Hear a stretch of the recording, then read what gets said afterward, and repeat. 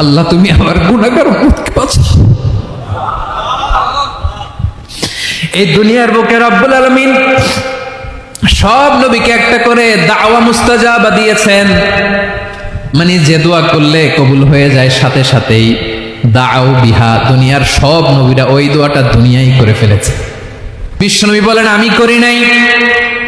ওয়া ইন্নী আখতাবিউ দাওয়াতি শাফাআতান লি উম্মতি ইয়াউমাল কিয়ামাহ, আমার ওই স্পেশাল দোয়াটা আমি দুনিয়ার বুকে কঠিন বিপদে পড়েও কোনোদিন করি নাই। আমি আমার স্পেশাল দোয়াটা কিয়ামতের দিন আমার গুনাহগার উম্মতকে সুপারিশের জন্য রেখে দিয়েছি।